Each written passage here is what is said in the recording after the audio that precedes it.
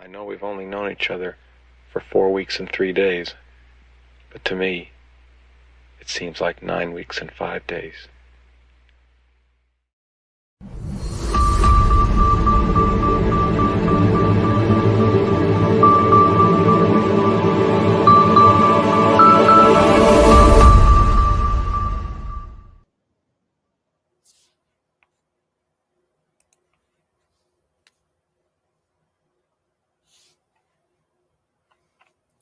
Hey everybody, surprise for those of you who haven't been paying attention, not Enoch today, it's the J-Bot. So, on with our show. To welcome you all my passionate plant people and gardening enthusiasts, welcome to the Let's Get Growing show on the Urban Gardener channel. I'm Jay, aka the J-Bot, and I am your host today. We're going to have a great show today. As our featured guest, we will have Joe from Muddy Puddles Farm.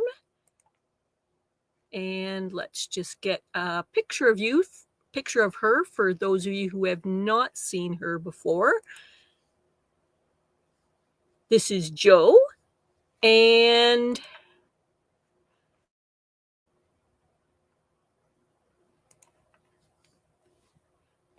also stay tuned for Paul from Guten Gardening, who will have an In the Garden segment for all of us, and we look forward to seeing that. Just a reminder for those of you who haven't been involved with this for a while, we are looking for a roll call from some of you, and that would be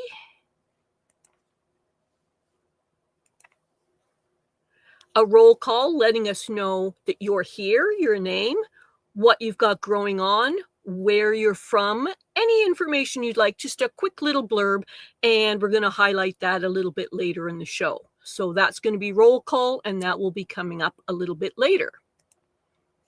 And I'm just going to remind you right from the start to like, share, and subscribe. So like our show when you watch the videos or live streams, subscribe to our channel, and share it out with your friends. And I'm going to emphasize right now for the moment about the idea of sharing it out, because we're trying to grow our 3 shows, and I will go into that a little bit later in the week, but a little later in the show. But the short version is that we have moved into a 3-day gardening weekend. So that means that we are wanting to grow our audience for people to see us every Saturday and Sunday at 11 a.m. Pacific or 2 p.m. Eastern.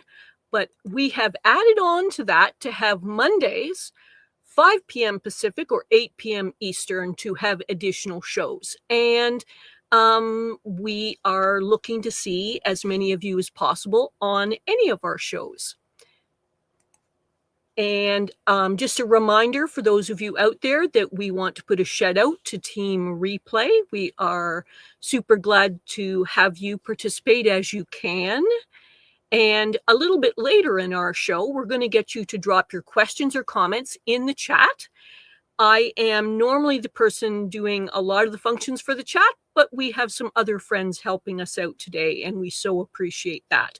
So that's going to be David, Shawnee, and Adam helping us out today. And we may feature your comments in the show. So that's one of the ways that you can join in the conversation with us today. You can also follow links in the description below to learn more about our guests, about our other collaborators, information about our other media. That's all happening in the video description below. And we'd like to thank you, any of you who are joining us after the stream, to let us know by leaving a comment and let us know what you've got growing on. So that can be people who've been with us live and comment, or it can be people there in the replay. And one more thing for you to know is that we are looking for direct donations. And again, in that video description, we have Cash App, Venmo, or PayPal, and all of those links are down there for us in that description.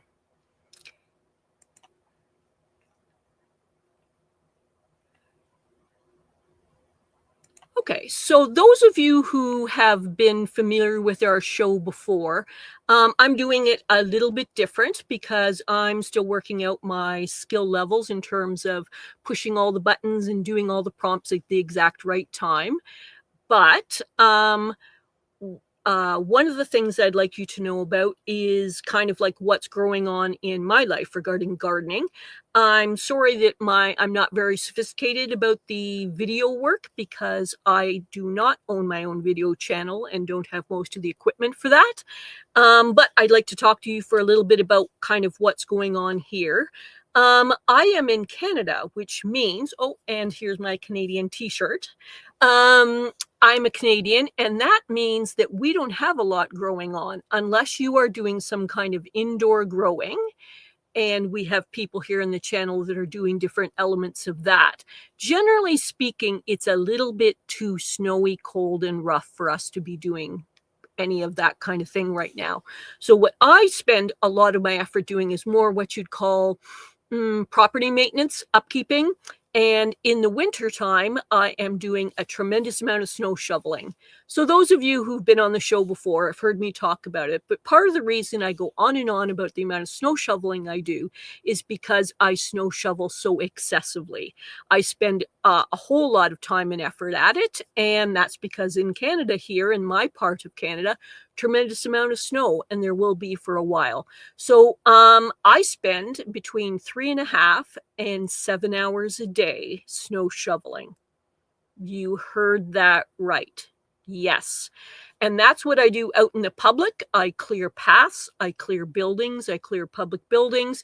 And because I'm a little bit of an unusual person, I do it by dressing in costume. So for today, as an example, I was a Nordic moose today. On another day, I might be a kitty cat. A different day, I might be a pig. Another day, I might be a cosmic kitty. Who knows?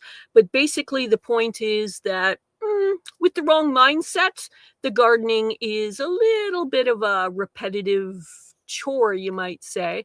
And I dress up in costume for my own amusement, but also to amuse the passersby. So the employees, the volunteers, the dog walkers, people with the grandkids and stuff like that get to see the different outfits. And people do notice what I'm wearing and say that it helps them with their day. So that's how I spend most of my time here in our pretty frigid winter.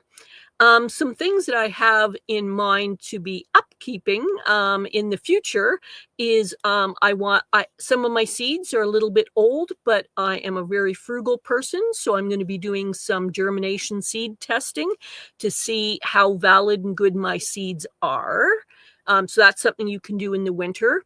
I also got some bales of straw, so I will be testing the straw because the straw that I have, it's questionable about whether they might have what they call aminopearlides, which basically is a big word for chemicals that could badly affect your garden. So before I actually technically apply those stored straw bales, I want to test those. And the way that you do that is another type of germination testing.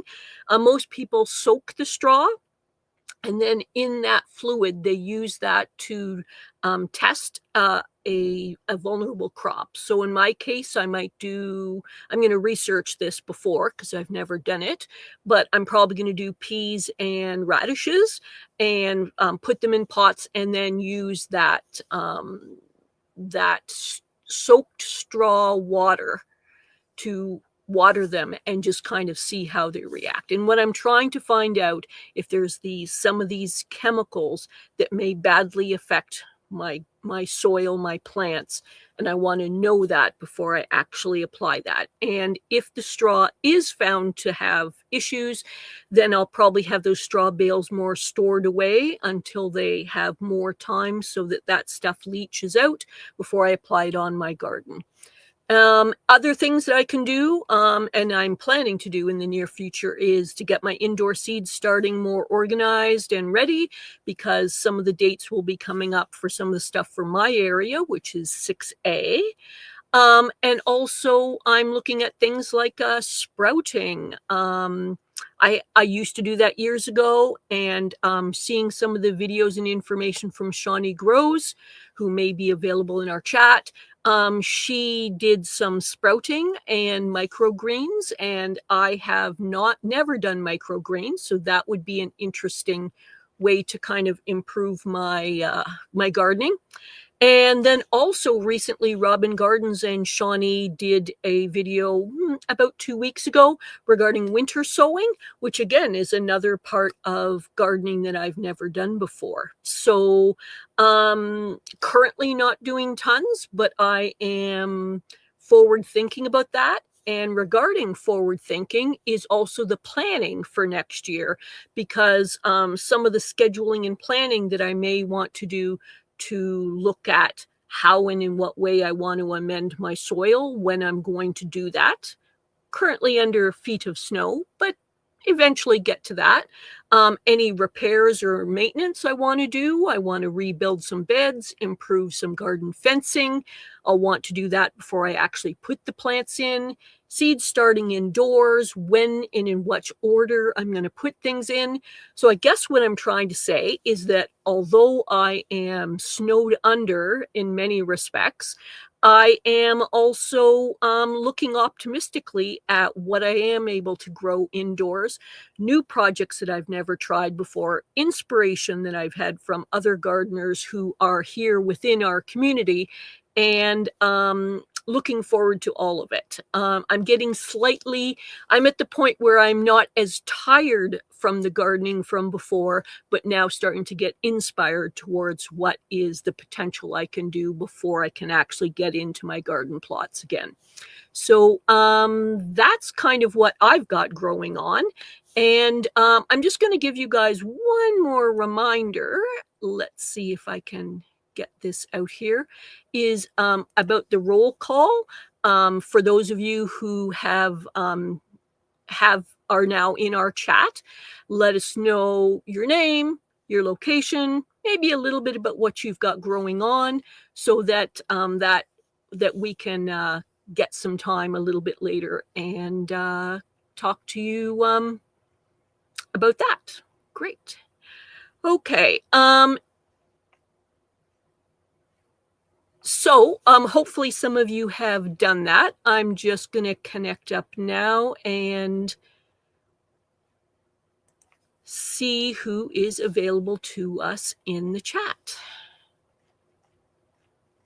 And let's start from the beginning. Who showed up? Right from the beginning, we've got Mr.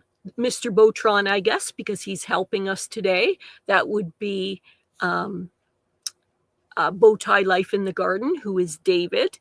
And he is saying, Triple G, greetings, global gardeners. Today is a very special show, a mutiny led by our friend, the J-Bot, at Jay Dixon at Ecology Today, and talking about and saying hi. So thanks for that, David.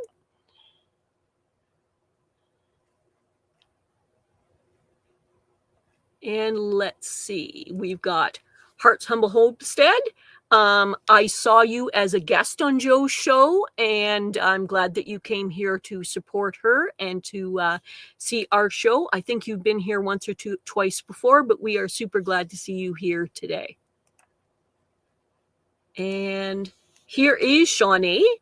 Welcome to today's show with our chat facilitator. That is me. And she's explaining more or less what I have said and giving a link to Joe's show, which we deeply appreciate. We'll be doing Joe just a little bit later on, but I am glad that Shawnee is here. She has been a facilitator on our channel and also Gardener Scott. She is a contributor on this show. She is part of Grow What You Eat and does segments for Monday night along with Robin Gardens and Sow and Tear. And she also has her own channel. So busy lady, and we deeply appreciate all the support that she is giving us. And let's see who else is here. Oh, I'm going to do this just as a little bit of a joke. This is me. Hey, hi, me.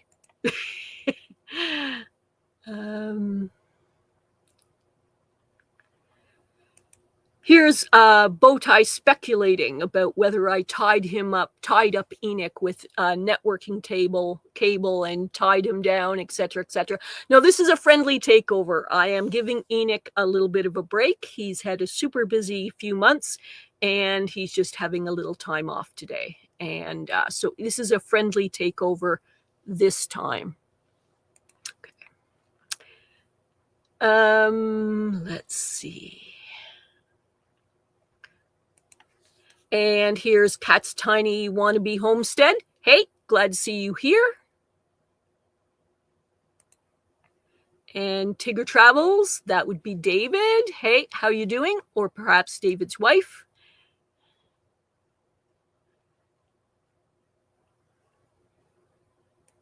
And Starkey Properties. Hey, I don't think I've seen you here before.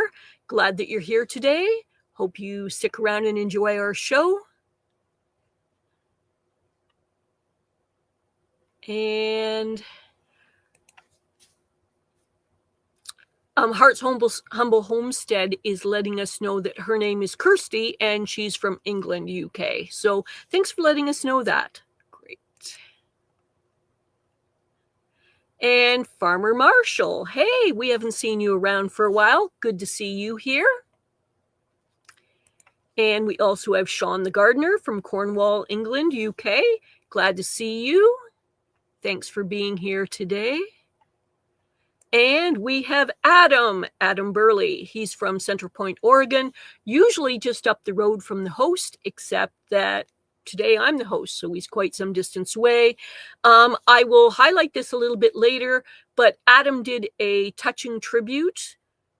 Yesterday, we had a part of our community, our greater gardening community pass on, Elaine Ingham, and he did a very touching tribute to her and talked about how she influenced him to become involved in soil science. So that was yesterday.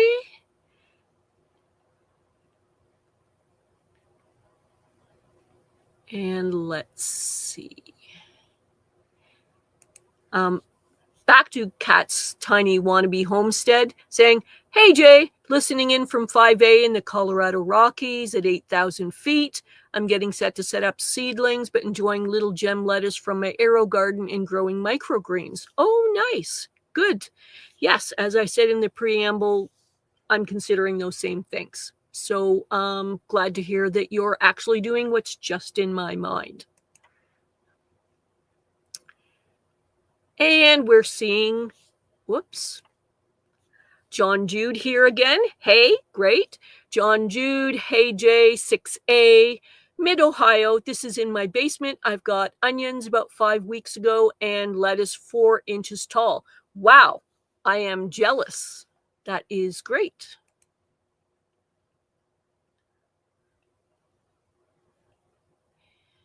Oh, and here's the opposite. Rob Zadek, good day. Hope you all have a great day.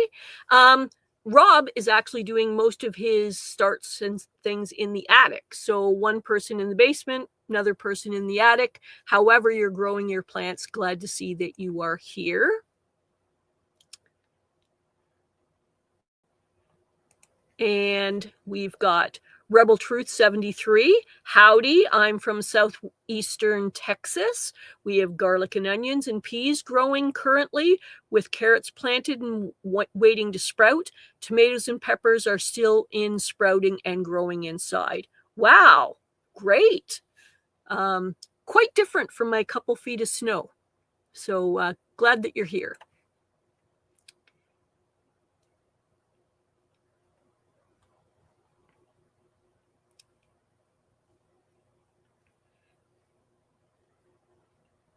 And I'm just making sure I don't miss anyone. I'm going to be a little slow through this section, just making sure that I don't leave anybody else. And here's Shawnee giving a little bit of advice here. The best crops to test if straw bale is contaminated with persistent herbicides like aminopyralids or chloropyralids, that's new to me, are beans and peas. The legumes are highly sensitive to these chemicals. Ah, great. Thanks for that advice. I'd heard of peas and I thought of I thought of, I was trying to think of another crop that would be like fast growing so that it would show the results really quickly. So you're correcting me and saying it should be beans and peas. So that's great. Hopefully everything is all well. But I'm going to be sure, because I've certainly seen other garden channels have problems when they do that. And here's Shawnee again saying, you guys, I found my mung bean seeds. Yay! Sprouts are starting soon. My microgreens are Swiss chard, dill, and cilantro. I have a secret surprise crop to microgreen this spring. It's a secret. So yeah, I'm helping you with that secret by broadcasting it all over the internet. But I do miss sprouting. That was really something I used to really enjoy. And there's so much information coming out through both Bowtie and Dave, and we so appreciate all the efforts they're making. Here's Robin saying, I'm so sorry I'm tardy to the party. Hello from Chicagoland with a chilly 25 Fahrenheit minus 3.8 Celsius with sun in and out. Yes. Well, I'm glad that you're here.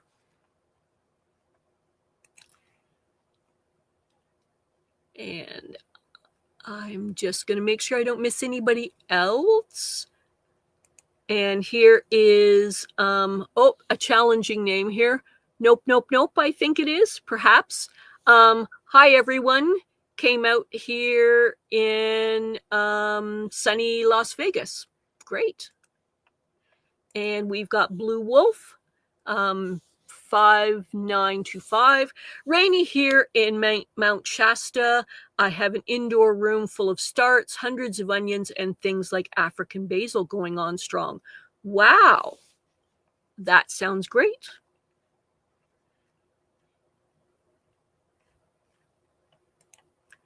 And let's see if there's anybody else.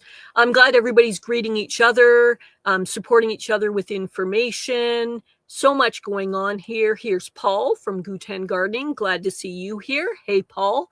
Paul is actually going to be doing, he's created a segment for us, and I will be playing that a little bit later in the show. And I'm glad that Paul is here. Handy that he might be available in the comments in case any of you have questions about the segment that he created for us. Let's see who else is here.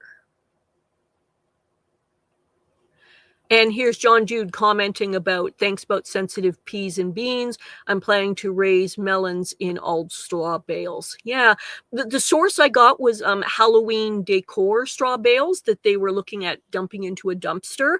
So I basically salvaged them. But where I have them stored, it would be better if I got them in use in a few months rather than continuing in storage. So I need to figure out my next steps. But I'm not going to take any step to apply them to my garden soil with these unknown garden, unknown straw bales onto my garden until I am sure that they are safe. And I think that's about it. If there's anybody else that I've missed, I truly apologize for having missed you, but I appreciate all of you that are here.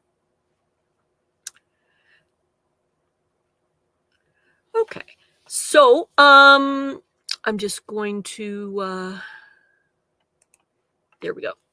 So, I so appreciate all of you for being here today. As I'd mentioned earlier, we're going to have a segment with Guten Gardening, and what I'm going to do is play that now, and then we're going to continue on with other elements of our show. So, thanks to all of you for being here, and please enjoy this segment from Guten Gardening. Called, the segment is In the Garden.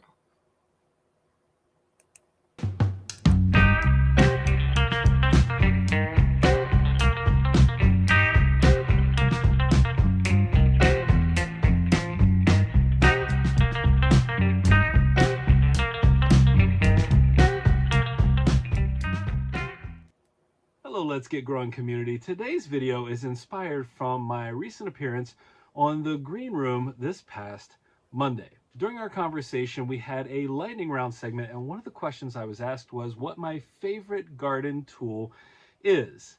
And I said, right here, my hands. But that got me thinking about some of the other garden tools that are very valuable to us, and I thought I would go back and show you a video where we talk about some of our favorite garden tools.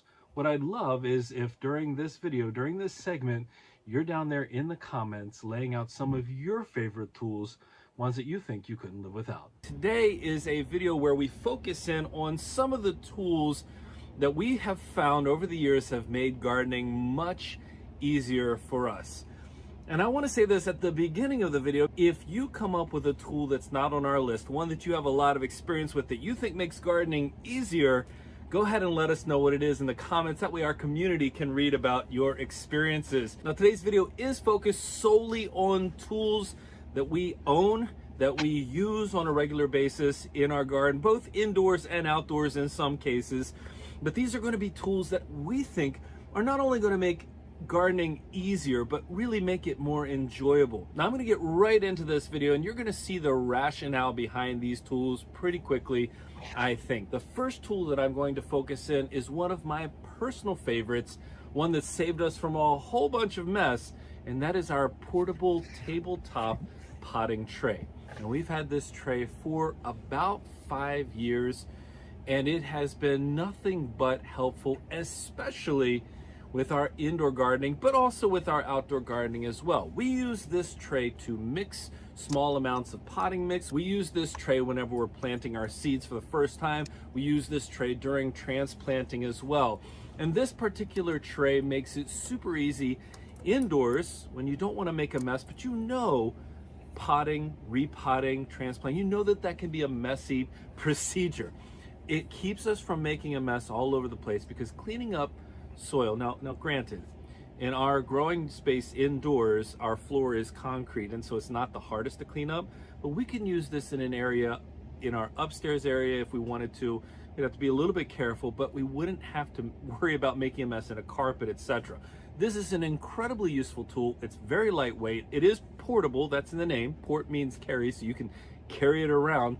So we can use this wherever we need it, indoors, outdoors, etc. And as I was looking online to find our exact model, one of the things that I noticed was that they also now have them in matte form that are collapsible, so it's not even the hard plastic. It makes it a little bit easier probably for storage and even moving it around, maybe a little bit bigger space. So I'm going to show you both of those right now, but I'm going to focus in on the fact that we have the plastic one.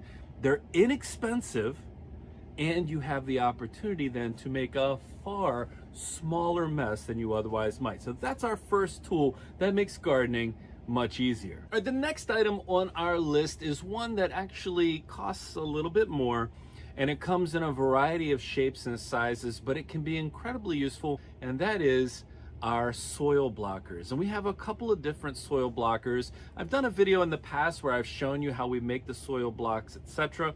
So I'll put some of the footage of that in here as well. But the soil blockers are a great way if you don't want to spend money every single season on new pots, if you don't want the challenge, I guess is a good way of putting it, the challenge that can happen when you're transplanting and you're having to be very careful with the roots, etc. of the plant, making sure if you get something root bound, you're essentially removing that problem because the roots themselves will air prune, which means that they won't have that same balled up effect.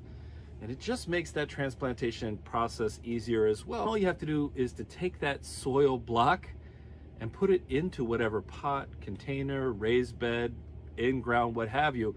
There's a lot less stress on the plant that way. And so we would argue that the soil blockers can be incredibly useful and make the transplantation process much easier. I will have to admit, it takes a little bit of getting used to making really good soil blocks, but it's not that hard, and that challenge is far less than some of the other challenges when it comes to transplantation, etc. So that's why a soil blocker is second on our list. Now, I've been talking a good bit about seeds and seedlings, etc. And so I'm going to move on to our third item, and this might be the most controversial because I've done videos on this item before, and sometimes people think it looks amazing. Sometimes people have their own tricks to do this. What I'm going to say is that this tool has been incredibly useful for us when it comes to planting, and that is the seeding square. That seeding square, it's a 12 by 12 inch tool that enables you to be precise in an easy way, in my opinion, when it comes to planting your fruits and vegetables. It's a tool that comes with a guide to talk about spacing of your plants and a little tiny orange scoop that enables you to drop the seed or seeds that you need in each of the holes at an appropriate distance or spacing between each of the other plants. Now, this tool has saved us wasting seeds in the past. It's made us be a little more precise. It does, in some cases, perhaps take a little bit longer to plant seeds using this method. And you might think to yourself, well, that doesn't sound easier. But the thing is, just because it takes a little bit longer in the intro doesn't mean it doesn't save time in the long run. We do less thinning as a result of using the seed square. We can be more precise. For those of you that have a smaller garden like we do, a smaller space to garden in, and you do things like square foot gardening, this can be an incredibly useful, and I would argue relatively inexpensive tool in order to give you a better chance at planting an optimal amount of vegetables in a given space. It's a tool, I think it's probably the tool that we've had the longest out of all of the tools that I'm going to mention here, and we use it every single season. And so that's something to keep in mind, I would argue. Again, there's going to be links to all of this in the description. If you've never seen or tried the seeding square before, we highly recommend this as a tool to make your planting just a little bit easier. Now, a lot of times in lists like this, I would argue that maybe we're saving some of the best for last, or maybe we're putting the ones that are the best at the beginning, but that's not actually how this list works at all, in my opinion. Each of these tools brings their own benefit for their own reasons. And so it's not like I'm saving any or doing this in any particular order based on my favorites, except I will say that as I get older, one aspect of gardening becomes a little bit more challenging. And that is, while I'm gardening, I'm constantly bent over, if it's picking weeds, if it's planting outdoors, or I'm kneeling down when it comes to harvesting, etc. And I don't have the knees of a young person. And so I will say that this next item, which is a garden kneeler and bench, has been one of my favorite items that we've had in the garden for a long time. And I actually got this as a present for Mother's Day for my wife. And I think she said to me at one point that this was the most useful thing that I had gotten her. I don't know if that's a good thing or a bad thing, but a garden kneeler and bench gives you some options. It gives you the options of sitting on the bench whenever you need a space just above the ground. If you're working, let's say you have the portable soil tray on your lap and you're sitting on the bench and you're doing work, that's fantastic. On the flip side of this, and there are plenty of different designs, but on the flip side of the one we have, it has a nice foamy place for you to kneel so that it doesn't wreck your knees when you're outside working in the garden.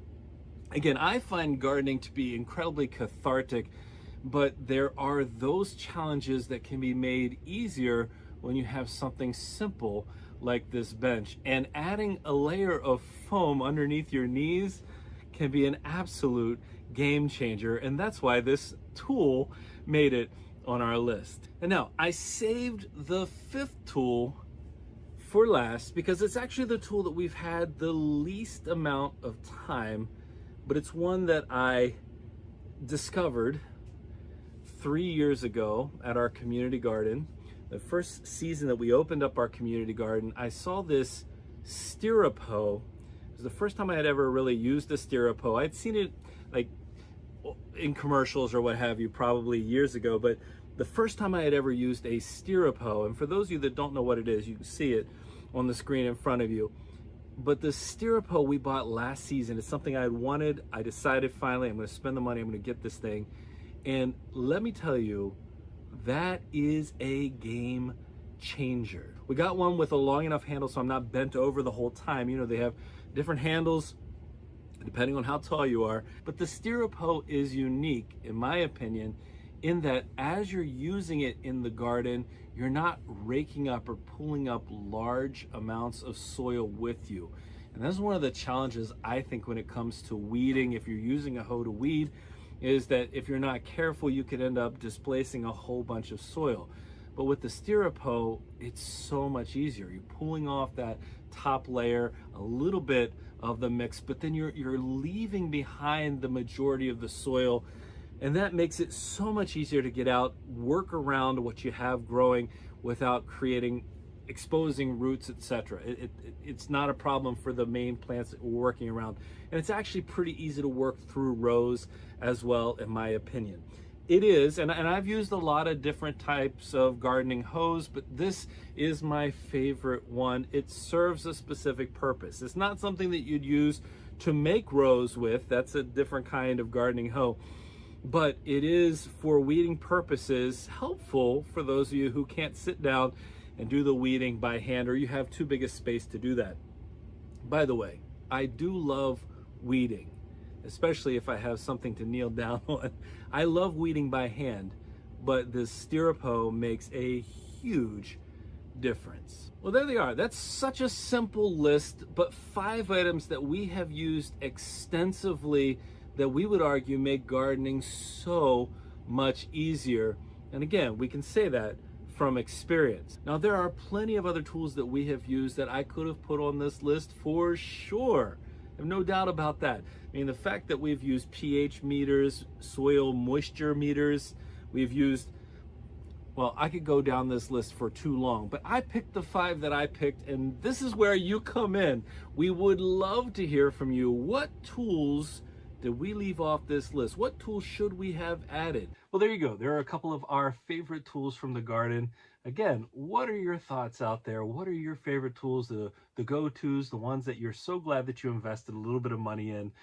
Let us know, and we look forward to seeing you again next month.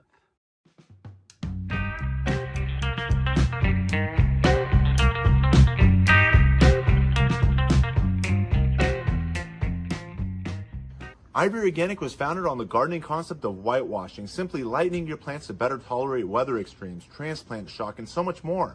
Such a valuable gardening practice that farmers have been doing it since BC times. However, in recent years, most research has been caring for plants and trees using latex and tar-based products which are designed to last 100 years but fall off your plants within 1 to 2 years as your plants grow, contaminating your garden soil indefinitely. Available in colors white or more natural looking colors such as brown, green, gray, and grayish. Ivory Organic has 2 general categories of whitewash products. The 3-in-1 Plant Guard, which includes 7 natural oils including castor, cinnamon, clove, garlic, peppermint, rosemary, and spearmint, which offer insect and rodent repellent protection, and the whitewash oil-free formula. Both products also have diatomaceous earth in the base ingredients, which naturally offer some insect repellent protection too. As always, keep growing with Ivory Organics, and wishing you all happy gardening.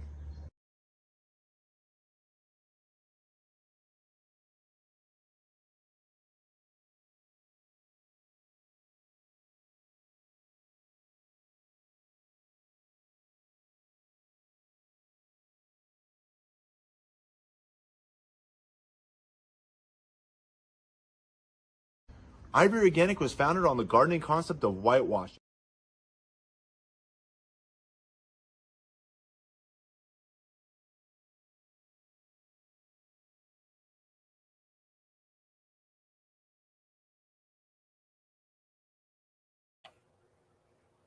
Hey everybody, sorry for that slight technical problem. As you can see, I'm a little bit rusty. It's been a little while since I've done a full show. I just want to highlight some of the things that were mentioned in the comments as we did Paul's segment. And there was so many great points of discussion throughout that time period. Paul brought up a lot of interesting things. Bowtie Life, David saying he needs that bag of perlite, something fierce. And Kat's Tiny Wannabe Homestead saying she loves that tray. Gardening with Cherie, hey, glad to see you here, saying that she also likes that tray. some commentary regarding my discussion earlier about the broadleaf herbicides, and Blue Wolf 95925 is also mentioning a little bit about how they feel about the broadleaf herbicides, and it's a reason to be cautious and it's a reason to test. So you're also mentioning it. Hey to JT Jr. Grows It Alaska, and glad to see you here. And some advice here.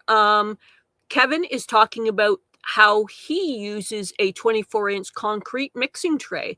So I guess what I'm trying to say is there are so many great things coming out of that. Shawnee Grows is talking about the soil blocks. So that video, that presentation by Paul from Guten Gardening has brought about a whole lot of conversation and commentary, and we so appreciate both Paul and all of you for your comments that you've made. People talking about concrete mixing trays, people talking about having a collapsible tray and how helpful that is. Here is someone talking about the kneeler bench. This is Robin talking about how those kneeler benches are so useful. She uses 2 of them. Here is someone else using it. That's Bowtie Life mentioning about using them. Shawnee is asking people about the kneeling benches. And here is Heart's Humble Homestead talking about using the kneeler benches as well. So, and one more comment about it, Gardening at Home with Cherie is talking about the kneelers and how she uses them for other purposes. So I just want to say thanks so much to Paul. I did see him here in our comments earlier in the show. And I just want to, say we so value the content that you send us, that you give us, and how it's provoked so much thought and discussion, and how the community's all sharing with each other to tell each other how we can use these tools in various ways. And I so appreciate it. I'm just going to take a couple of minutes to talk about past shows, things that we've had here on the show previously. And on this channel, just a reminder for those of you who are a little late coming in, shortly we'll be having Muddy Puddles Farm, Joe, as our featured guest, and we so appreciate her being here. Just to kind of highlight some past things that we did, Adam Burley, who is a facilitator here on our show, did an in memoriam regarding Elaine Ingham, who did so much regarding the soil food web, and that was yesterday. He did a commentary about her sad passing, but she's done so much to add to the gardening world, and we so appreciate her efforts.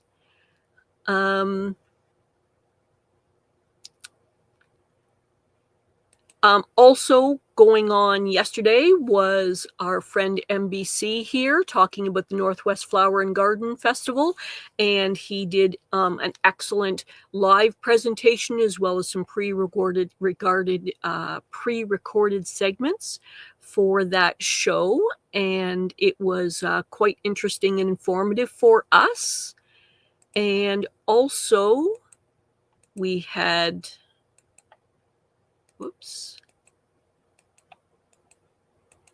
I have a graphic that's not cooperating.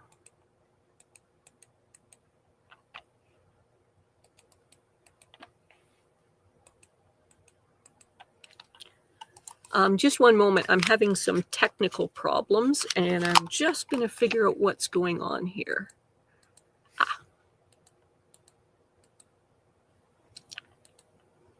So we also had a few days ago, we had Maria Falia, who was with Growing Joy with Maria. She did a presentation for our show.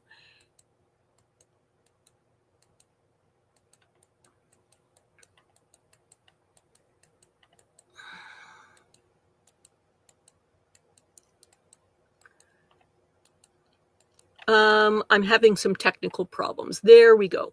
So on Monday's show on the Green Room, we had Natalie and Enoch presenting, and we had Guten Gardening, who is Paul, who was our special guest, as well as New Garden Road. So we so appreciate the presentation that they did. And upcoming, we will have... I'm sorry, StreamYard is having some technical problems, so I do apologize.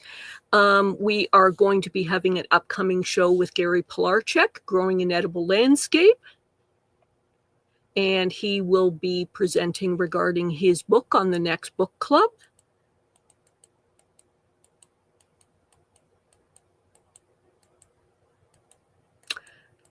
I do apologize for this. StreamYard is having some difficulties right now, and there's not a lot I can do about that. And we will also be having an upcoming show for Things Green and Bowtie Life on the Green Room coming up. There will be other additional shows coming to us. Let's just see. There we go. So this one will be for the following Monday. It will be with Habitual Hobbies and G Mama Grows. And we also are having an upcoming show with Nate Murray, who is Garden Like a Viking. It will be a reciprocal show where Enoch will be a guest on his show on the Saturday. And then Nate Murray will appear on our show. Also upcoming will be our 200th show, and that will have Wendy Fan. So I do apologize that these graphics are being really brief, but we are having some technical problems on the StreamYard side. Hopefully we'll get that worked out. So I would just like to, we are so pleased to present this segment, and we're going to be welcoming to the show Jo from Muddy Puddles Farm, who is excited to share her incredible journey of creating a small holding that lives in harmony with nature. She is all about embracing permaculture principles and has a goal to cultivate wholesome food without the use of harmful chemicals, while also replanting woodlands to revitalize her wildlife habitats. She wants us to join her on her exciting adventure, which promises to be both full of victories and learning moments. So together we can explore some exciting questions. And can she run the small holding sustainably while making an income? Will her chickens and pigs thrive? How about starting a flower farm? And of course, she can't wait to see how her plants grow. She's just starting out as a small channel, but is really hopeful about building community. And we are so appreciative of her being here on the show today. Hopefully you're all ready for your questions, and I'd like to welcome to the stage Jo from Muddy Puddles Farm. Hello. Hey. That was a lovely introduction. Thank you. I'm so glad you could be here for us today. I am having some technical issues on the StreamYard side, so I'm hoping things are going to smooth out for us, but I am so pleased that you're here with us today. Yeah, it's lovely to be here. Right. It's been a very interesting debate, a conversation in the comments as well. It's been interesting to watch. Yes, yes. What kinds of things are they saying? Because honestly, I've been focused on my technical They've mainly been discussing and talking about all the things that you've been talking about. There's been a lot of discussion about the straw bale contamination and the different tools that Paul was talking about, things that they're growing. So, yeah. Oh, great. Wow. Fantastic. I'm hoping that the StreamYard will play nice with me, but there's a slight chance that we may be going kind of a cappella here and just having a warm, cuddly chat instead of doing a lot of the button clicking and all that kind of thing. The StreamYard is, disagreeing with me today. It's saying... It does that some days. Yes. So... For those of you who are in the chat, please start warming up your questions and getting things ready. I would just like to highlight this one is from Robin Gardens. The crowd cheers for Joe. Welcome. Very enthusiastic response there. Fabulous. I'm going to be highlighting some questions. I am so pleased to see so many people enthusiastic. Bowtie is saying he's excited about his tomorrow show. He's provided a link for those of you who are unaware. He is going to be one of our featured guests for tomorrow's show, and we are grateful that he is here with us. So we're here with us today, contributor to the show, facilitator, and now a guest. So all of that is quite good. Yes. So I so appreciate so many of your comments. Yes, Dave, we do see you now. So that's all good. And thank you to both Shawnee and David, who are being super busy with both questions and links. And we so appreciate all of that. And if I miss any of your comments, I am sorry for that. Some of you may have figured out, if you're new to the show, that I'm an amateur. I am actually not a content creator. And, we're all doing our best. So that's great. Okay. Do you mind if I just do a little discussion for a moment about that phrase that you mentioned to me that's sort of integral to some of the choices that you do want to start with just explaining, because some people won't know what it is that I do. Yes. Just a little bit about the farm, and then is that all right? Yeah. Okay, go ahead. So I'm based in Cornwall, which is in the UK, the far southwest. We have a warmer climate than most of the UK because we're so close to the sea, and we're actually in a zone 10 growing zone. And I have a little 9-acre small holding.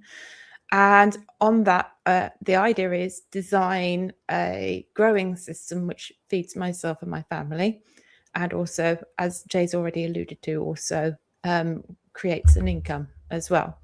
I'm currently studying for my permaculture design course certificate.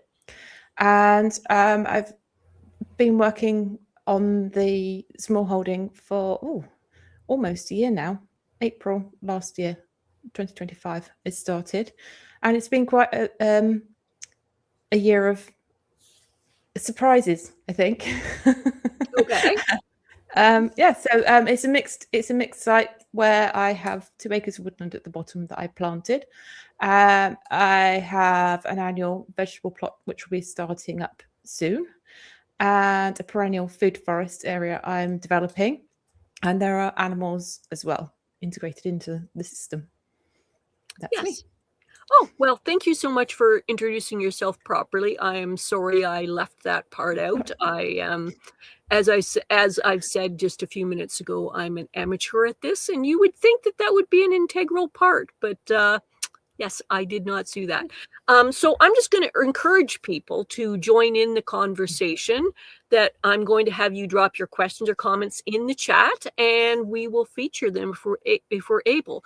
The best way to get your questions or comments well seen is to put them in all caps, because there is an absolute tsunami of information happening within the chat, and we so appreciate the community for that.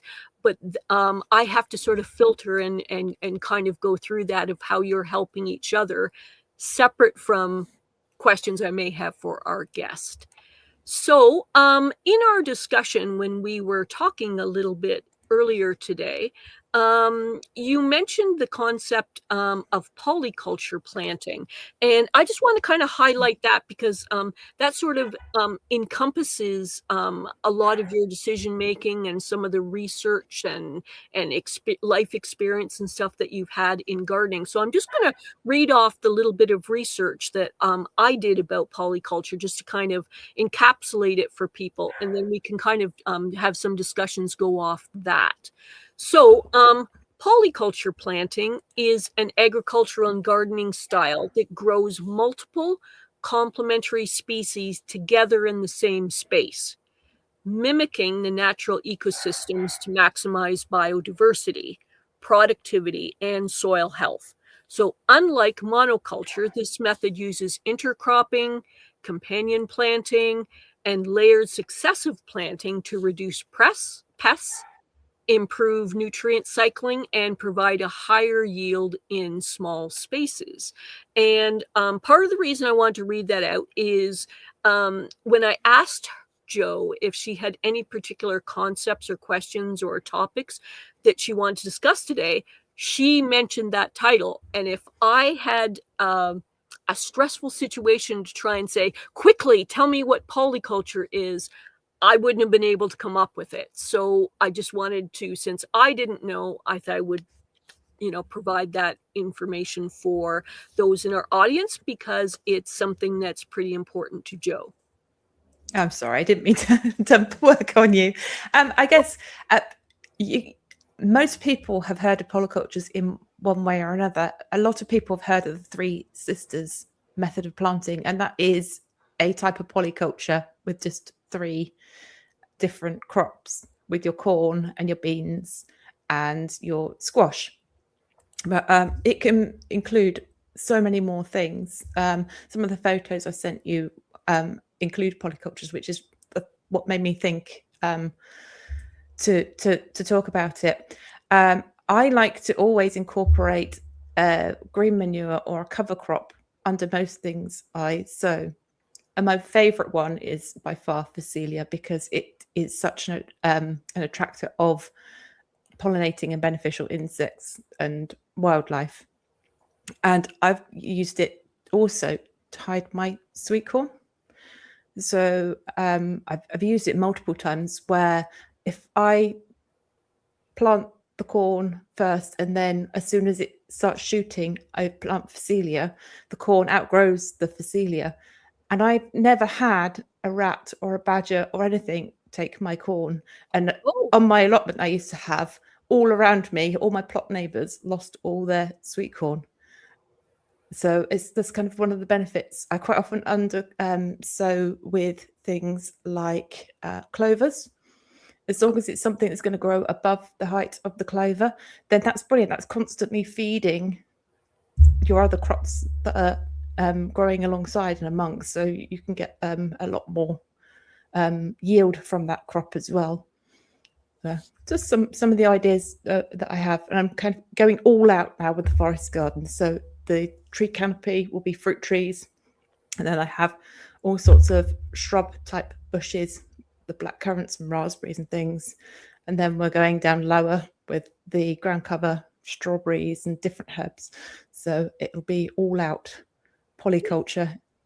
Yes, and Shawnee is supporting what you were saying by providing information about the different type of cover crops. She's talking now about surrounding a fruit tree with beneficial community of plants, such as daffodils to repel the deer or the voles, comfrey for nutrient cycling, and nasturtiums to attract beneficial insects. So I almost feel like we're doing an elaborate dance together, where I'm sort of provoking some questions, you're bringing out some concept, and we've got our support dancers at the background providing all kinds of information, so that we're creating a beautiful harmony of amazing information for all of you, whether you're live or whether you're going to be here in the replay. And I so appreciate the support that we're getting from people in the questions and in the comments. So there is that. I'm going to go to some questions from the audience, if that's okay. And the first one is from Bowtie Life, who is David. And he has a question for Jo. When the lambs damaged your trees, what helped you keep going instead of giving up? Oh, I didn't show it on camera, but there were real tears. There were real tears of frustration. I had put the fruit trees in, 2 or 3 years before we moved, because I owned the land before we moved. And they were just getting to the point where this year, or last autumn, I would have had some fruit. And that's quite a long wait. And some of them were chewed right down to the ground. And I did. I sat and cried for a while, I'll be honest. And it's one of those things you have to then make a choice about whether you give up or pity yourself, or whether you go forwards, best foot forwards. And my thought was, okay, that didn't work.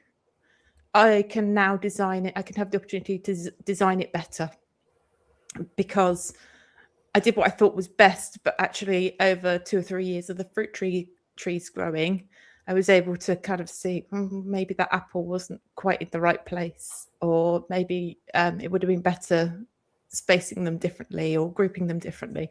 So it also gave me a chance to go shopping again for more trees. And some of the things have recovered. I've been really surprised. I've got a bud on my poor fig tree, Miss Figgy. Mm-hmm. The quince has recovered. There are a few I think haven't. And my apple tree was eaten down to this far above the ground. Oh, the whole trunk, the whole thing, and it's put a little sprout out the side, which has taken over as a leader. And I did not know that an apple tree could do that, because basically it's been coppiced by lambs.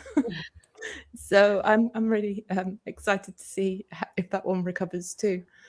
Sean, the gardener, is saying horses ate my camellia bush and it came back twice as big the next 2 years. So that's an optimistic point of view that could happen when disaster falls with animals and plants and how well they're working out. I just wanted to say hi to Brampton Gardener. Haven't seen you around here for a while, so it's good to see you here again.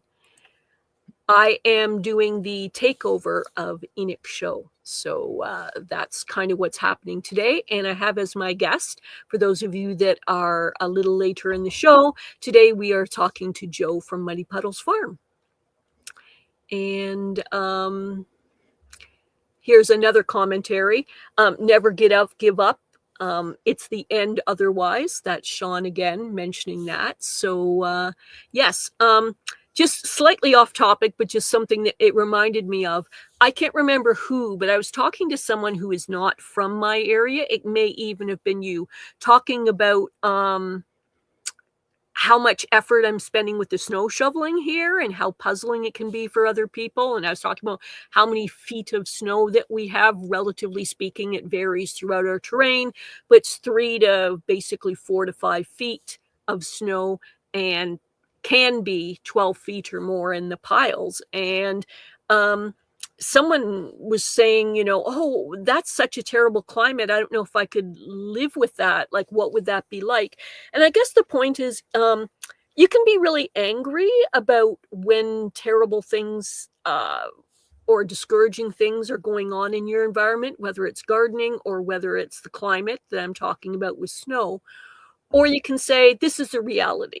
It's like, am I going to be angry at the wind? Am I going to be angry at the texture of my soil? Am I going to be angry about the rain? Am I going to be angry about the snow? And that much hostility to hold in me is just not worthwhile. So I try to make friends with, you might say, some of the negative aspects of my climate. And of course, we're talking about gardening and saying, okay, what can I learn from this? Some bad things happen, but what can I learn from that? How can I move on? And in Sean's case, he actually said it got chewed down, but then came back even better than ever before. So, gardening, unfortunately, will mean some loss and some lessons, and what you learn from it will end up being character building exercises. And maybe you can share some of the negative things with other people so that they can learn to prevent those things happening, or learn how to adapt when bad things happen. So, I'm trying to have, I'm more of a pragmatist than an optimist, but I say every day that I get up and do things, one of my points of view is about 30% of everything will go wrong. 30% will just go wrong. So when a few things go wrong, I just go, oh, that's the day. That's just what happens in a day, because I'm, contributing and interacting with stuff. And I don't bother getting upset unless it gets to be a lot of things going wrong, because having a busy life means that some things will go wrong. So, yeah. And again, if things don't get wrong, you don't learn anything. when people go, are you disappointed when things go wrong? Briefly, but then you learn from it. It's just like if you know how to grow carrots and you grow them well every year, then you don't learn anything, you just grow carrots. Whereas if one year you get a pest or something and you don't grow carrots, you learn something new because you go and find out what caused it. So things going wrong are a lesson. Yes. So I'm going to ask a question. What inspired you to start Muddy Puddles Farm on YouTube? I think part of it was to keep a record, but the other part of that was I have quite a few children, and some of them were traveling, and it was nice for them to be able to see what I was doing as well. And I like to try new things. I like to test myself. I don't know if anyone's noticed. I tend to bite off big chunks of things. I don't ever do a little thing. I tend to do a big thing. So that was really the thought. It was so, friends and relatives, if they wanted to, could see what was happening, what I was doing, how the farm was being developed. And also a little bit of the thought was, because I'm naive and hadn't appreciated how global YouTube is, that local people would be, oh, that's interesting. Somebody started a farm. Oh, I'll look at Muddy Puddles on the internet, and they'd find my little channel and they would become customers. But very few of my viewers are local to me. I have Sean, who's watching tonight, and a few others. But most people are from all over the globe. There's someone actually, Bowtie Life is saying, keeping a record of why I started my channel is the biggest and only reason, my garden journal. For him, he found it was the best way for record keeping. And you'll notice if you go to his channel that he keeps some timestamps that are quite detailed compared to most people, and so that he can find information about his show, about his plants through his shows. So it's his method. And I just want to say hey to Frank Libera. Sorry if I mispronounced your name, but I am so glad that you are here with us today. And here's Brampton Gardner going, wait, your family actually watches your YouTube channel? Ha, ha, ha. Yes. I've actually had similar struggles. We were chatting a little bit, and I do a lot of what my partner views as the garden blather. All right. And he is so grateful that I've made online garden friends so that he doesn't have to hear so much about it. He is minimally involved in anything to do with gardening. And even when I've done these hosting things, I've let some of my local friends, and even some of them being gardeners, know that the kinds of things that I'm trying to do to help build gardening community and present information. And they're like, yeah, not interested. No. So literally, locally, pretty much unknown. And I used to let it bother my ego. And then I kind of went, just get over it. Move on with things. You know what I mean? There's people who are interested and there's people who's not. You'll find your people, and we have. And I am so glad that our community is building and growing. In fact, for those of you who are unaware, Jo has actually been moving through phases of getting more and more comfortable with an online presence. And she has kind of worked her way through our community show to eventually become a guest on other channels and this channel, and is doing live streams on her channel. So for those of you who are a little uncomfortable with the live format or a little bit shy, we're not pushing you into anything, but part of the reason that we do this is to try and have community and help build you as an individual and in your gardening skills over time. And Jo, in fact, I think, and you can correct me if I'm wrong, I think even the first community show, I'm not sure you were in the show. I think you just joined us after, like around Christmas, to kind of hang out with us a little. I was, but I learned a lot because I thought I'd set up my ring light and all my devices, and I was so dark, I could hardly see myself. And it's like, oh, I'm live now. I can't do anything about it. So since then, a lot of the equipment has changed. So I was only on very briefly. But yes. Yes. Sorry, I've just Dave just put something up in capital letters and it just caught my eye. Sorry. So I've learned a lot, and it's given me a lot of confidence. There's a very different phase from recording a video and looking through it before you put it out for the world to see, and just going live and going, well, if it goes wrong, it's just going to be there. And yes, the community show was brilliant. It really eased me in, and it wasn't my best effort the first time. Nope. But you get better. We don't expect it to be. You practice, you'll grow. Yep. We don't expect perfection. We don't expect, content creators that are comfortable and used to live streams.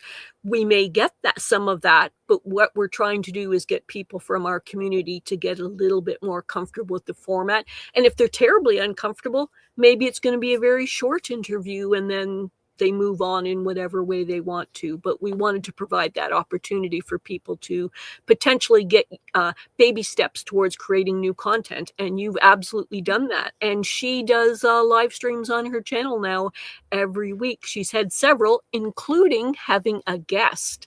And I did.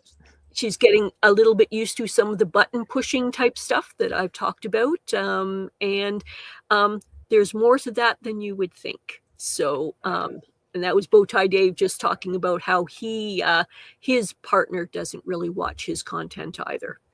How did you choose the name Muddy Puddles for your farm? It was very clear. It took quite a long time to acquire this piece of land. Lots of time saving and looking and bidding on land that we didn't get. And when it became our land, we went to look at it.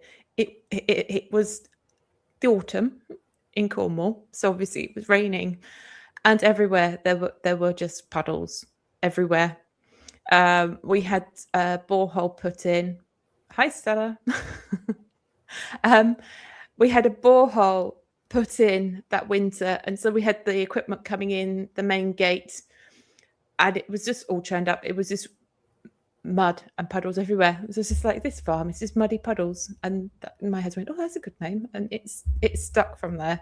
But most of the work I did before we moved here was all about managing the excess water and the water on the land that puddles, and the land, the water that flows over the land too quickly. So that's been one of the biggest jobs that I've done. And for the most part, except for this winter, it's not so muddy anymore. Oh, great. Which is good. Did you have to do some kind of invasive tiling or anything to try and kind of deal with the water, or? No. So with the permaculture ethics, it's to hold the water on the land as much as you can. Okay. And with the clay and it being quite compacted, because it's been a cow field since the early 1900s, and with overgrazing and very large animals and tractors on it all the time, the ground was quite compacted, and the grass roots only went down an inch or two. So there was nothing but compacted clay underneath that. So the first thing I did was identify the bottom of the slope had a lot of water running over, sheeting over the surface, just like a really wide river that's as wide as a field, just running down into the ditch. So the first thing I did was put the woodland in there. And the Woodland Trust were brilliant. They came out and helped me survey and sent me a whole 1,300 trees. Wow. So 450 of them are oak, but there are also hundreds of willow and alder, which really do well with the wet ground. And the idea is by getting the tree roots down into the ground, it allows the water to filter down through and refill the aquifers rather than just running off the land. So that portion of the land is pretty set.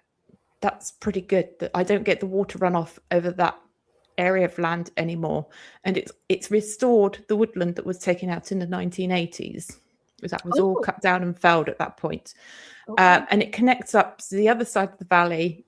So there's a valley this side, and then my side comes down, and they meet in the middle. So my side now is mirroring the tree species on the other side. So it's a woodland corridor. So that then means that all the wildlife that's using those trees, that established forest that's been there for 100 plus years, can now migrate across and have a larger area to live and forage and explore.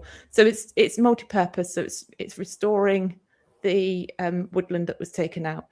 It's a wildlife habitat, and it's also helping that rainwater to penetrate into the soil. So that leads excellently into a question that Adam was asking: is what's your favorite permaculture techniques for managing water runoff? So you're basically explaining that right now. Yes. Yeah. The other thing I've put in my permaculture forest garden area, there's a bottom swell and a top swell, and they run southwest to northeast diagonally because they follow the contour of the land.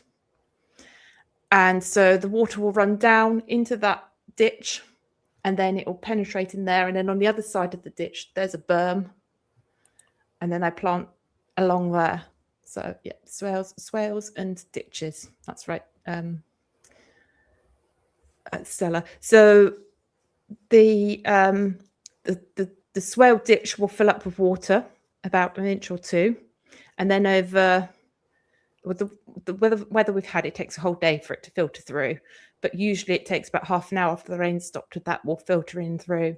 And then the water will travel under the ground really slowly before it tracks off the land. I am having trouble at the moment because it's been much wetter than it usually is. The area where the pigs are has got too compacted, and I do have a lot of puddles there. Wherever the pigs have been this winter, it's really wet. So when I move them in the spring, I will have to reseed that whole area and restore it. It's a little bit sad. But another lesson learned. Yes, so. Yes. John Jude is saying, I've added trees and bushes and don't have standing water, but my neighbors claim it used to flood during heavy rains. So he's talking about, different ways you can restore the land and deal with serious problems. I've mostly lived fairly urban, although I live now in a tiny home community rurally. And I've used different small trees and bushes to great effect to kind of secure privacy, deal with some of the noise and issues of being in a small space and people passing by pretty quickly, to kind of move them along, have a little bit of privacy. But also I'm using some of those and more to basically create a small, as close to wildlife refuge as I can that will not cause problems for my neighbors, and utilizing some of those things without having studied permaculture. I'm trying to, in my own way, within fairly small space living, create a way that nature and I can live as close together as possible and create a little bit of a refuge, even though, like I say, very small and kind of what most people would consider to be a tiny lot. But it cheers me up every time I see an element of nature that is not harmful coming in and choosing to hang out in my space for a shorter or longer period of time, because I feel like I'm helping restore some of what's taken away by most urban living. And it's a little piece of the puzzle in my mind, Yeah. So let's see. So many good questions here in the comments. Let's go to another one. And David has spent quite a lot of effort researching all kinds of great questions for us, and we so appreciate it. And for right now, we're going to deal with some of David's and some of other people's. Robin has a question. What barter items have you secured for the upcoming challenge to eat 100% from your land? So that was leading us to the next question I had, which is to tell us more about your sustainability experiment. And Robin's getting quite specific. Yes, so I have secured swapping eggs for milk, as a lot of people know, and I'm experimenting with making my own cheese, which we might or might not get to later. And I'm exchanging some of the meat that I harvested last year for honey, and I haven't really gone much further than that. I'm in a bit of a dilemma. The one thing I would really like to swap, there is a tea farm in Cornwall. It's a place called Tregothon Estate. And they grow the tea locally, but they blend it with Indian tea. Okay. From India. And I'm like, do I see if they will give me just the stuff they grow? Yes. Or would that get complicated?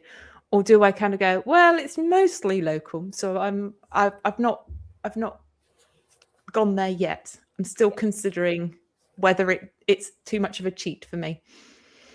So I've kind of jumped into specifics there with Robin's questions, but maybe we should back it up a little bit for those of you who are unaware. Can you explain a little bit for us? What is the sustainability challenge? What is it that's happening? So thanks to Dave and him sending me a wonderful email and pointed out that I haven't given this challenge a title or a hashtag. It's pleased to announce for the first time ever on the show tonight, it's going to be 1 year, 1 challenge will be the hashtag and the title, and it's surviving on homegrown and bartered food, ultimate self-sufficiency experiment. So that will be the title, and the hashtag is 1 year, 1 challenge. So I'm seeing if it's possible for 1 year to only consume, so for food and drinking, things that I've either grown or harvested from my land. And I'm very thankful that includes meat and eggs. Otherwise, it would be, I think, a horrible year. Yes. And for things I've bartered, but I can only barter for things that have been produced locally. So, I couldn't, for instance, send somebody to the shop to buy me something and then give them some eggs. That would defeat the object. So it has to be from a local producer that has produced something in a reasonable space and swap it for something I can give them that produced from my land. Although Pete from down the road swapped some carrots for some help putting up a stable. So good. And which way did that go? Who did the stable and who did the carrots? I baked him a cake. Okay. And I turned up at the stable and I filmed for him. I did carry a few things. I did pass tools, but there were actually quite a few strapping young men there that did the heavy stuff. And as I was going, I was chatting to his wife about how the channel was going and the self-sufficiency thing. She went, "Oh, we've been here helping all day. I think that deserves some carrots."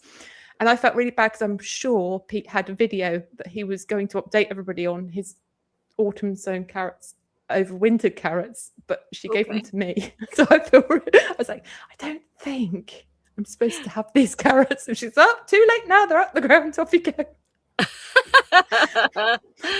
Oh, the perils of trying to decide, how much to film and how much to work in the garden and what to keep. And yes. Yes. So much going on. So that sounds like a very interesting challenge. How did you come up with this concept of doing such a thing? Like, were you influenced by somebody else, or you started actually doing it and just thought, how far can I take this? Yeah, there were lots of influences. I think the whole survival culture and the storing food and the whole Armageddon's coming and be self-sufficient. There are extremes. There's some people. So Mark from Self-Sufficient Me talks about don't have to be self-sufficient in everything. Try and be self-sufficient in one thing. There are lots of people who are very, save yourself some money and have a go at some things here. And then there are some people that tell you need to have 10 years of food stored in your basement and oxygen eaters and Mylar bags and a bomb shelter too. And I think this is an experiment in what can you achieve truly in self-sufficiency, but also I think to highlight how necessary it is to have community, flexibility, and that you actually can't do it on your own. Okay. I am going to have to barter to be able to make it through the year, or I will get very thin and poorly, I'm sure. And I am going to have to work really hard. It's going to be quite time consuming. I might not make it. I might have some times where I've gone, right, guys, this is the honest truth. This month I didn't have enough food, but let's continue. Just to highlight how important and how interconnected we all are, and how reliant on each other and community we really truly are. And even if I could produce everything I consumed on the farm, it still doesn't make me self-sufficient. There are things like the amount of skills. I'm not a carpenter. I can't weave my own cloth. I need clothes. If any of my animals get sick, I'm not qualified to treat them. Simple ailments I can, but I need to be able to call a vet. So it's highlighting this huge web of community and wholeness that we need. It's bringing everybody together, I think, and maybe a more balanced view on the whole survival outlook that people have. Okay.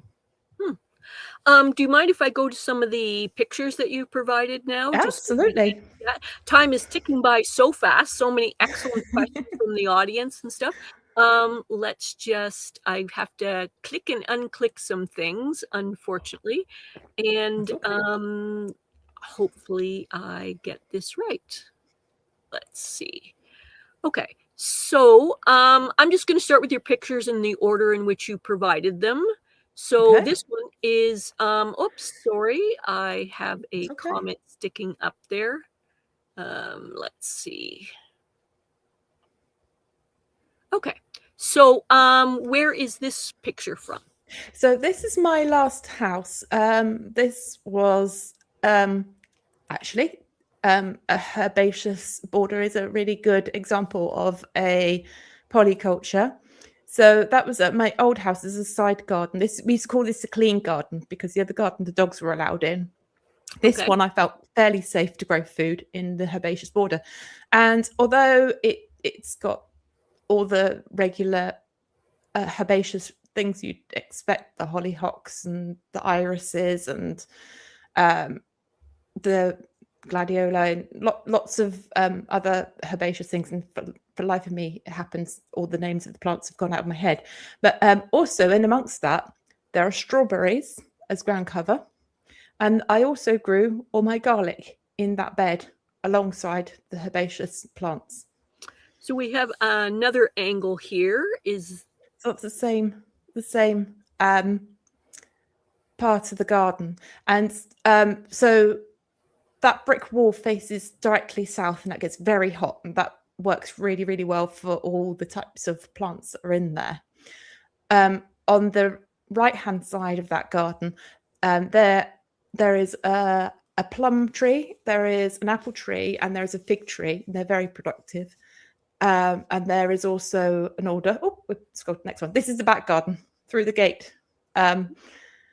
So this, I did a video a little while ago, which was a slideshow of my old garden. And this is it as it matured. So this was literally the year we left. And as you can see, there's still all those things they're in pots because I haven't decided where to plant them. This is 12 years later. Okay. And everything's still in pots because I still haven't decided where to plant them fully. Yes, so if they're happy in their homes, if they're happy in their little pots, that's fine. Yeah. And here's your friends. Yep, my puppies and the decking. So actually the dogs became allergic to grass, and so we had to remove all the grass. So it was really tricky to work out how to have a very green, refreshing space with no grass, but it's entirely possible. Yes, but the veranda and the decking, that was something we put in. Probably the veranda went in the first year we were there, and the decking went in about 18 months before we moved. Okay, and here's one more. Yep, so you can see that was in the mornings, the sun's rising in the east.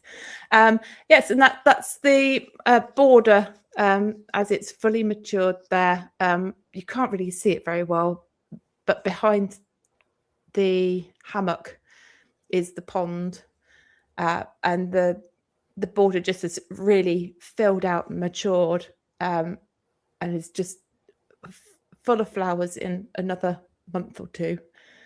Okay, great.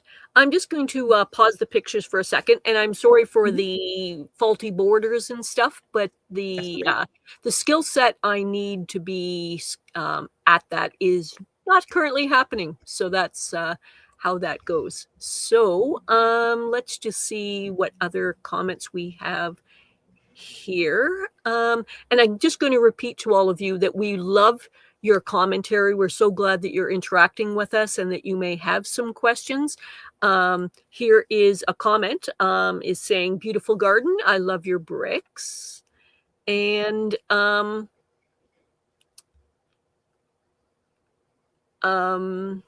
think the interesting thing about that garden, particularly the area with the pond, it's only about 25 feet deep and the width of the house. And it feels very private, that there's a lot of height in the planting there to create privacy. And there's a lot of plants packed in there. So it was true small space growing. Yes. Let's see. I'm just going to see if there's any questions that are most relevant to this. I'm going to go with this question right now from Bowtie David, is saying, question for Joe, what unexpected blessing has already come from announcing the challenge? Oh, goodness me. It would have to be that I've always wanted to make, I know this is silly, I'm so over the moon excited. I've always wanted to make cheese, and it's always seemed so complex and difficult to do. And I just thought, well, I'm going to have to learn. I've made cheese. I can't believe that I've made cheese. And it turns out to be quite simple. Yes. It's funny, the simplest things that delight you, not you in particular, but delights one. As an example, I chose to make chili the other day, and there's different elements I had that were together, and reaching over to the shelf to take my own tomatoes that I had grown myself, canned myself, put them into the container, and dealt with everything else. So I'm not doing self-sufficiency to the level that you are, but just the satisfaction in knowing that by volume, half of the stuff in that chili was something that I prepared and preserved myself. It's kind of hard to explain for other people, but I'm still delighted a couple of days later. It was just, something about having something that is fully your own, I guess. There we go. Yes. So let's hear about that. So I'm making cheese. So a usual person, not me, would start making cheese by buying a cheese culture from the internet for either a cheddar or a Gouda or a brie. So they knew what they were getting. Me, I made my own with clabber.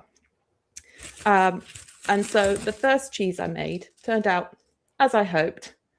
I think it's going to be a cheddar type deal, but obviously, as you can see, I haven't had any of that yet, but that's doing quite nicely. The second wheel I made, because that went so well, was huge. And then it turned into a bit of a disaster because it fell apart. So instead of having a wheel of cheese, I've got chunks. Okay. And then it turned blue. It's actually blue cheese. Wow. So it smells and tastes like blue cheese. It hasn't quite got the veins right through to the center yet, but it will do. But my first thought was, oh no, I think it might be off. But actually, it's really delicious. He dropped a bit. I've been nibbling on bits and pieces of it, and it tastes just like blue cheese.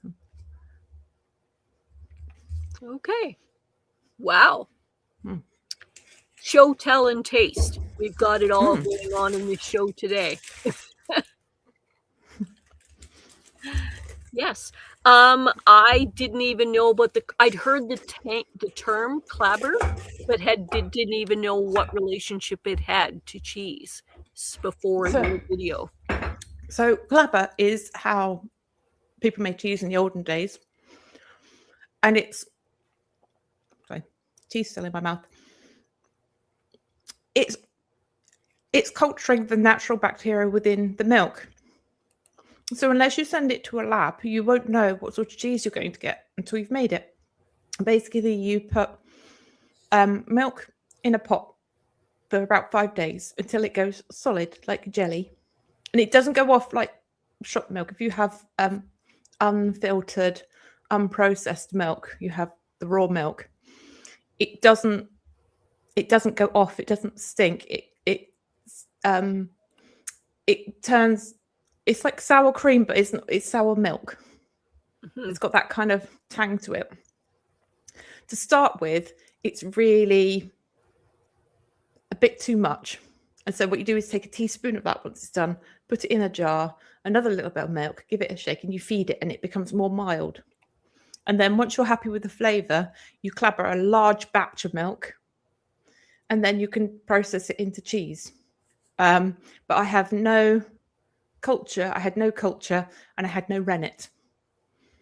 So I've kind of watched lots of different videos on how people have done it. Nobody's done it with neither. And I thought, I'm going to try. And I did. And I've made cheese. So fantastic. And I highlighted a few of the comments people have made about how you're making people hungry, and me too. And here's another further question from Dave saying, your cheese experiment required patience. How is delayed gratification part of this challenge? Yeah, it is, because there's a cheese in there and I have no idea what flavor it's going to be yet because I haven't tried a bit. It's kind of a blessing. The other one fell apart a bit because I'm able to crumble a little bit off and try it. I've actually got another cheese I've just started today. So I've put so it's clabbering as we speak in the saucepan. Tomorrow I'll turn it into the cheese block. I'm trying to use the milk that I'm getting at the moment to make as much cheese as I can ready for when the challenge starts, because it takes a lot of milk to make the cheese. And then once I've done that, some of the cheeses can take up to 3 months to mature. So it's just patience. And I'm imagining all sorts of recipes with them. So I shall really enjoy it when I get to use it. And I think that's the thing. I know how good it will be when I finally get to kind of tuck in. I have a plan in my head for a recipe. I'm going to roast some of my giant squash, and I'm going to mash it, and I'm going to line a pie dish. I'm going to blind bake it for a while to see if I can make something resembling a pie crust, and then I'm going to turn it into a quiche with blue cheese and bacon. Ooh, you are making us hungry. Back to some of your photographs, and we're going to have to go through those a little bit quickly because our time is escaping from us really quickly. Oh, no. So, yeah. So here is a picture of some blackberries, I think. Yes. So these are photos from my hedgerows. So in the autumn in particular, I'm going to really be relying heavily on my hedgerows. So there are quite a few things in my hedgerows, and they are so abundant. So those are haws from the hawthorn. Okay. I will have to experiment. Oh, this is I put this picture in because this is a polyculture. So there's a raspberry in there. There's Phacelia in there. Poppies, obviously, some Queen Anne's lace and some calendula. And you can't quite see it, but on the other side of that, amongst it all, is a blueberry as well. Oh, a blackcurrant, sorry. Yes. So these are sloes. and they are lovely in slow gin. You can add them to jellies and jams. They're very tart, but they're also quite high in natural pectins, so they'd be really useful for jam and jelly making. And there's more of them. Yes, fantastic. I'm sorry, I am going to be having to go through these pictures a little bit quickly for folks and possibly for you because, time is escaping from us. We have had so many great questions and so much great commentary, and now we're going to see the pigs. So Ava is the spotty one. She's an Oxford Sandy and Black, and then the others are Middle White crosses. One of them might be Kevin. I actually had 3 of those. The 2 girls are in the freezer as sausages and chops as we speak. Having a rest. Having a rest, yes. But, yes, Kevin's the resident joker. Okay. And that led to Kevin's name, which is Kevin Bacon. Kevin Bacon. It was the Bacon family. So we had Smokey and Streaky and Kevin, the Bacon family. Okay. And here we Those go. are the rascally sheep that ate my orchard. They also went for a little rest in the freezer. Yes. Yes. And they have all that amazing grass there, and they weren't interested in that. They wanted to eat trees. It's madness. This is one of my swale berms. So behind that fence is the ditch that I dug where the rainwater runs off. And that's literally at the edge of the forest garden. So I've made this swale full of really robust plants that will hold back all of that meadow grass from creeping in. And so there's a lot of the words escape me. A lot of comfrey. There's things like Jerusalem artichoke. There are also globe artichokes. There are just some really thug plants that I've put in there. There's mint and things that really take over and not allow the meadow to come in and sweep across my forest garden.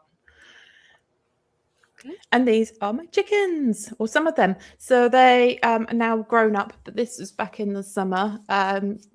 These were my second hatch, and the first hatch I did with Australops. But yeah, this was them at the farm growing up.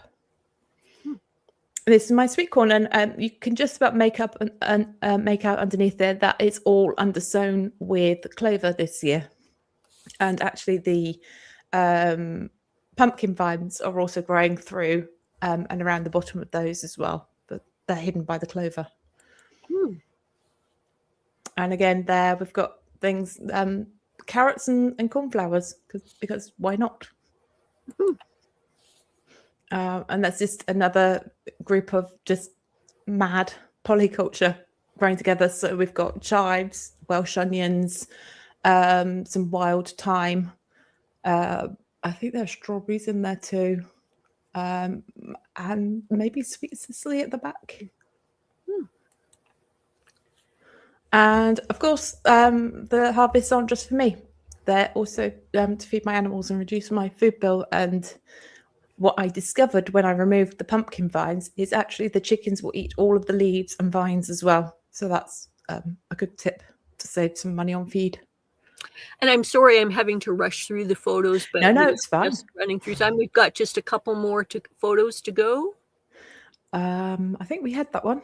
Oh, sorry about that. That's okay. And this is my sunflower patch. This is what's inspired the idea for the flower farm. I ran out of cover crop mix, so I threw down whatever I could find, which happened to be a kilo of birdseed, and it turned into a patch of sunflowers. And then people kept asking if they could buy them, and I said, yes, of course. So I sold a lot of sunflowers and thought, well, this works out quite well. I shall do more of that next year. Yes, and I'm going to discuss that in just a minute, but one last picture before we do. And this is Kevin, the infamous Kevin. If anybody tunes into my channel, they will see Kevin being boisterous and belligerent and just generally silly. He thinks he's a dog. He literally barks, just like a dog. Okay. And yes, gets up to general hijinks. Wow, great.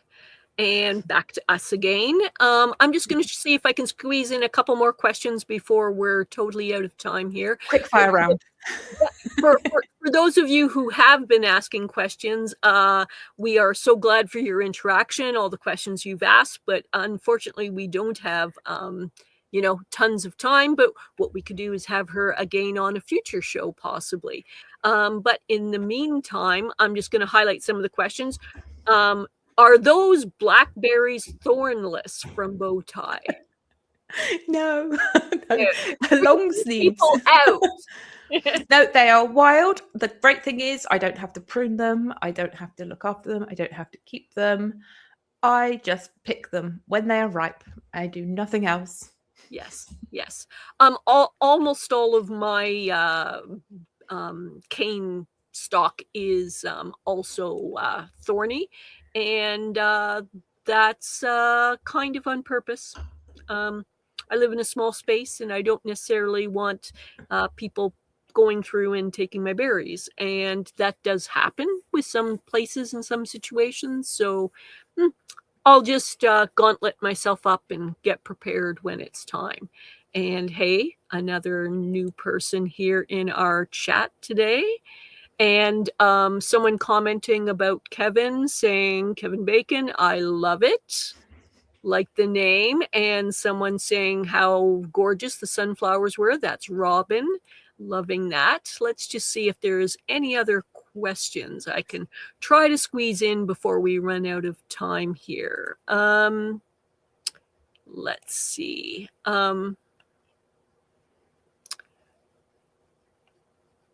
Let's see. Here's one specifically from your neighbor Sean saying, could you surround the trees with fencing like they do in deer parks? Oh, I could. There is a fence around it, which is the green netting, and deer apparently don't have very good eyesight, and that is supposed to keep them out. And that's fine. The deer don't really go in there. The problem was my sheep are really belligerent, and they would break in anyway. They were inside stock fencing, and they just jumped over it. So yeah, they're going to get in. Okay, they're more determined. Yes. This is quite off topic, and perhaps this is Joe, or perhaps this is for the chat, but I did want to squeeze this in before we end. This is nope saying, question. I have a Meyer lemon plant that's in a 10-gallon bucket, maybe 8 gallons of soil in there. Is there a good 6-12-4 for a fertilizer for citrus in pots? It's actually a rose fertilizer for humic acid.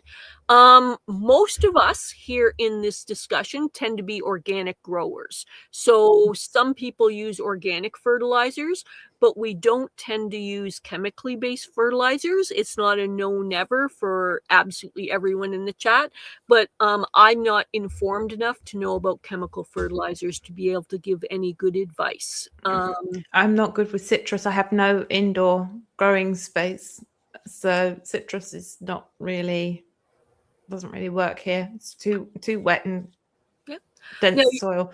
But I tend to use a different types of fertilizer. If I need something with a big nitrogen boost, I'll go chicken. Something in the middle road, I'll go pick. Obviously well rotted. I mix it in with the compost it, and then use it. And something that doesn't need too much nitrogen, I need to amend. I'd probably use something like horse manure, because that's not as nitrogen rich. But that's me. I throw plants in buckets of water and compost and use manure. I don't use a lot else. Yes, same with me, pretty much. There's a rare exception where I actually buy something, but I try and do it where possible, organic or natural sources. So if there's anybody here in the chat, that question was asked quite some time ago, but it didn't kind of flow with the rest of our discussion. So I wanted to make sure that it did get asked and potentially answered. So if there's anyone in the chat who's got useful information regarding that, that would be fantastic. That's more related than what we currently do. But Yeah. I suggest natural and organic sources for the fertilizers if possible. Nope. I was asked another question about carrots in 10-gallon containers. They're overwintered and putting out new growth. Will they be edible this spring? They will be, as long as they don't bolt. If they start putting up flowers, then they will have a woody core. But if they've not flowered, then they'll be fine. They'll probably be sweeter as well if they've had a bit of cold over the winter. Yes, I found the same. All the comments that you just made. Yes. Great. I am really sorry, but we are actually out of time. It's unbelievable how the time is just dissipated. I so appreciate all the comments and questions that people have made, both to Joe and to be supportive. I'm just going to throw one more question at you, and then I'm probably going to wrap up the show. So one question is, what's your future plans for Muddy Puddle Farms and the YouTube channel? As you're going to be going through this experiment, what was your hashtag again? It is 1 year, 1 challenge. 1 year, 1 challenge. And the whole idea of Muddy Puddles Farm is to become a community space. So I've already started my community area. I've built my willow dome, which hopefully will start growing really nicely this spring when it warms up. And I encourage people to come along and see. I've got lots of visits planned. I know Rob's Allotment Gardens is coming to visit again, and Pete Tranelth, who is another YouTuber up the road, is coming to visit. We've got Jenny from the Plot will be coming to visit. I'm hoping that Stella will come and visit and convince her husband to come down and see the farm.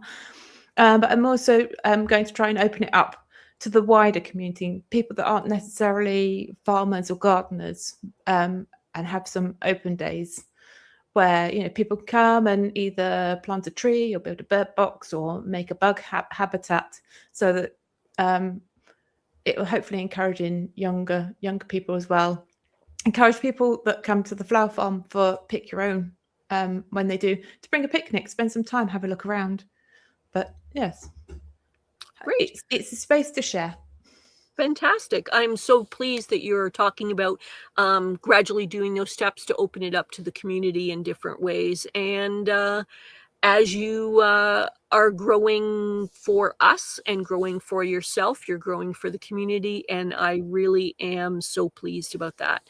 I'd like to thank Joe for being our featured guest today. I so appreciate you being here. I'd like to encourage everybody to check out her YouTube channel and follow her journey as she's doing this challenge. And thank her so much for being our guest today. Thank you for having me. Bye. Great. So we're going to be wrapping the show in the next short while. I just want to thank everybody for being here today.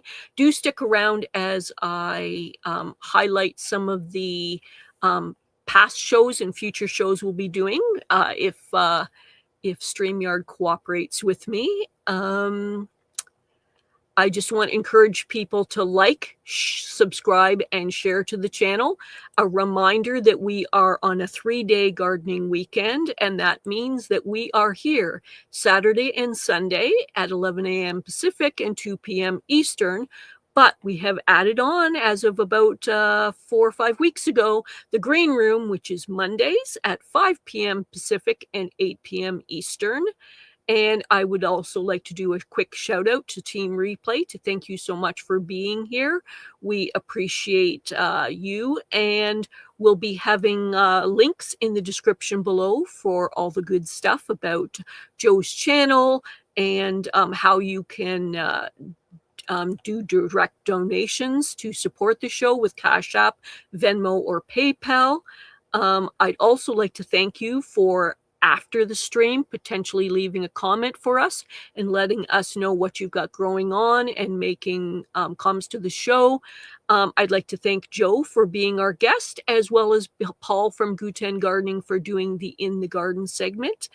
I'm just going to highlight some of the shows that we have had recently. And remind you of one more thing, that is that we are doing snapshots of the week. And for those of you who are looking at contributing a snapshot. Sorry about that. A snapshot that you would be submitting that snapshot to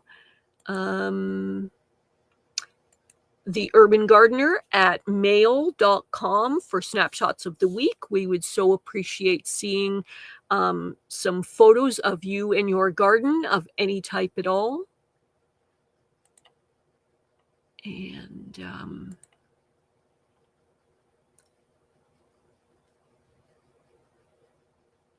a reminder that we had a show yesterday with the Flower and Garden Festival with MBC, and we so appreciate the time and effort he has made for that.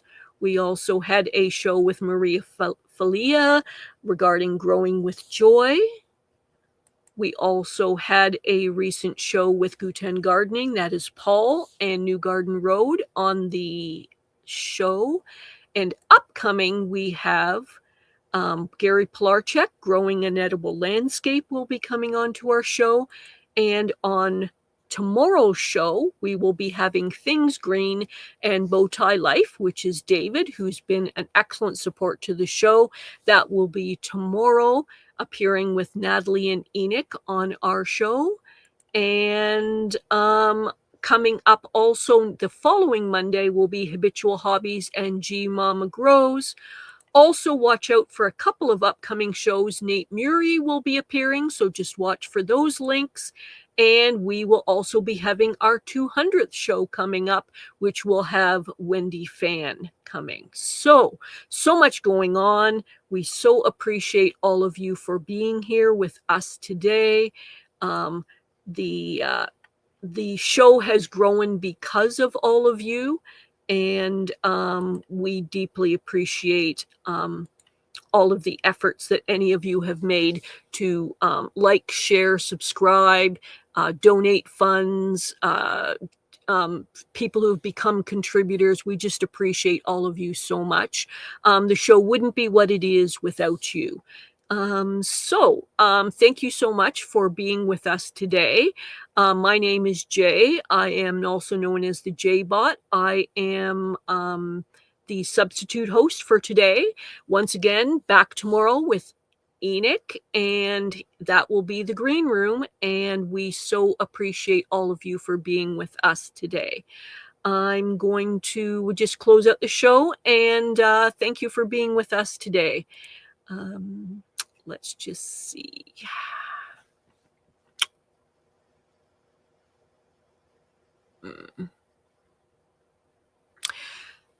Have a great day, everybody, and thanks for being with us, and let's get growing.